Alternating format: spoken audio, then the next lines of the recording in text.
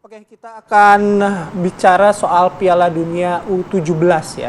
Tapi bukan bicara soal pertandingannya. Ini, kalau misalnya Anda sudah sempat hadir pada pertandingan Piala Dunia U17 dimanapun di 4 lokasi ini, kan akan banyak melihat pembangunan stadion infrastruktur yang keren-keren. Nah, terutama itu juga diakui oleh para penonton ya, ketika nonton Piala U17 katanya vibes-nya kayak di Eropa. Nah ini karena kok bisa vibes-nya di Eropa, langsung kita tanya ini Mbak. Oke. Kita akan ngobrol dengan Ibu Diana Kusumastuti, Direktur Jenderal Cipta Karya Kementerian PUPR Republik Indonesia. Selamat pagi, Bu Selamat pagi Bu Diana, apa kabar? Mas Bayu. Apa kabar? Terima kasih sudah hadir, Bu. Alhamdulillah. Oke, kita bicara Piala Dunia U17 ya, tapi sekali lagi bukan bicara bolanya, kita bicara bangunannya gitu. Ya nggak apa-apa, bicara dikit-dikit. Kalau kita lihat stadionnya gitu yang sejauh ini mendapatkan apresiasi yang baik ya, dari penonton kemudian dari netizen. Boleh cerita nggak Bu Diana pada saat pembangunan apa saja tanggung jawab dari Kementerian PUPR dan apa saja yang dilakukan dan bagaimana gitu? Oke, baik. Makasih Mas Bayu sama Mbak Vita. Ya.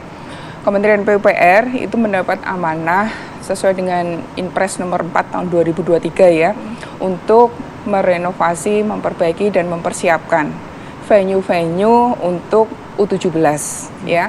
Ada 3 lapangan pertandingan yang ada di Solo, Manahan, kemudian yang ada di Surabaya, GBT, dan ada di Bandung, Jalak Harupat. Ya. Dan ada 6 lapangan latihan. Lapangan latihan itu 6 itu di Jakarta ada 2, di Kuningan, Sumantri, Bojonegoro, dan juga di lapangan Banteng. Kemudian di Jawa Barat itu ada 2, di Braga, ya lapangan Braga, di Eko Braga, Saraga di ITB, kemudian juga Arca Manik, dan yang 2 itu ada di Solo, UNS, dan juga di Blulukan. Nah, semuanya itu kita lakukan renovasinya, kita persiapkan mulai dari rumputnya, kemudian juga fasilitas-fasilitas ruang-ruangnya ya, kemudian juga kita cek lampunya, kemudian juga CCTV-nya ya, itu semuanya sudah juga kita serahkan kepada PSSI dan LOC FIFA pada tanggal 28 Oktober yang lalu. Dan alhamdulillah ya, apa yang kita lakukan itu FIFA menerimanya dengan baik.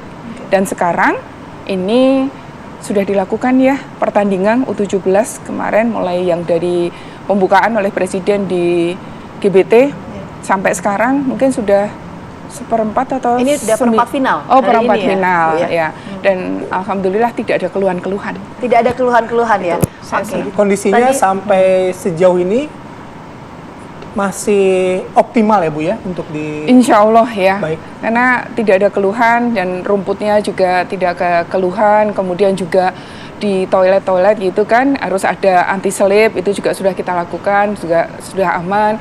Kemudian lampu ya, CCTV dan sebagainya itu juga sudah berfungsi dengan baik. Alhamdulillah ya. Nah ini yang jadi pertanyaan publik juga ya Bu Diana ya, kalau kita lihat ini juga berapa saya riset juga ada 3 stadion yang sudah ditangani sebelumnya untuk perhelatan Piala Dunia U20 yang sebelumnya ini sempat batal ya begitu, tapi ini digunakan kembali, direnovasi kembali, itu seperti apa penjelasannya Bu Diana? Ya, kalau kemarin memang kita renovasi, kondisinya kan dari awal kan memang tahu sendiri ya, kondisi-kondisi stadion yang akhirnya kita lakukan evaluasi 22 stadion dari 165 stadion. Itu kondisinya seperti itu pada saat U20 ya.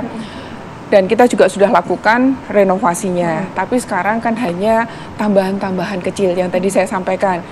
Di toiletnya kita tambahkan dengan anti slip. Ya kan? CCTV yang kita tambahkan kayak gitu. Kalau lampu saya pikir sudah ada ya. Jadi hanya kecil-kecil yang bersifat minor kita tambahkan untuk U17 itu. Karena U20 kan kemarin berhenti, nggak jadi, ya kan? Terus kita serahkan dulu kan ke daerah. Nah, ke daerah yang mungkin kita perbaiki supaya pas pada saat acara aman. Oke. Nah, karena Ibu tadi mention, jadi sebenarnya bukan tanggung jawab tidak hanya pada stadion pertandingan, tapi stadion tempat latihan juga ya Bu ya? Iya. Nah itu bagaimana tempat latihan itu di treatmentnya Bu? Tempat-tempat latihan itu kita treatmentnya semuanya adalah main itu kan FOB-nya ya, rumputnya. Rumputnya. Ya, rumputnya itu tentunya jangan terlalu banyak batu-batunya ya. Kemudian juga rumputnya jangan terlalu tinggi rumputnya. Nah, itu yang kita harus maintain ya, kita maintain dan sampai dengan saat ini pun kita serahkan kepada daerah dan nanti juga saya harap pasca dari pelaksanaan 17 ya harus bagus seperti itu. Jadi FIFA itu standarnya adalah rumputnya bagus ya, kemudian lampunya juga terang ya, kemudian juga ada CCTV-nya dan sebagainya, dan juga tidak security-nya, safety-nya aman semuanya. Itu yang kita harapkan bisa gitu. Mengikuti timnas U17-nya Jepang kemarin. Kemarin mereka meninggalkan satu note terima kasih gitu ya. Dan itu ruangannya bersih, dan itu kan dilakukan timnas Jepang tidak hanya di level junior tapi juga level senior di semua pertandingan.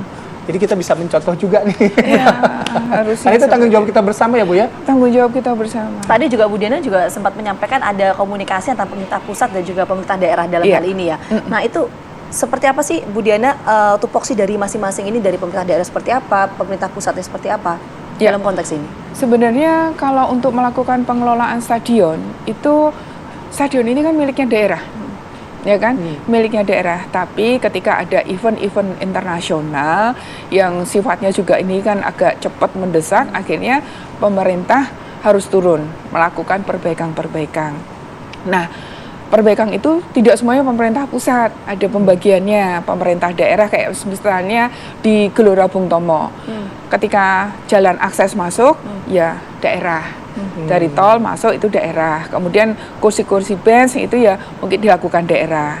Nah, di Jalak Harupat juga seperti itu, ada beberapa yang dilakukan oleh daerah, tapi kita yang besarnya. Nah, itu yang bench-nya itu disiapkan oleh daerah. Nah, ini yang mesti harus kolaborasi. Oke, nah kolaborasinya nanti mungkin bisa lebih dielaborasi lagi Bu setelah jeda ya. Kami harus jeda dulu, kami akan kembali sesaat lagi.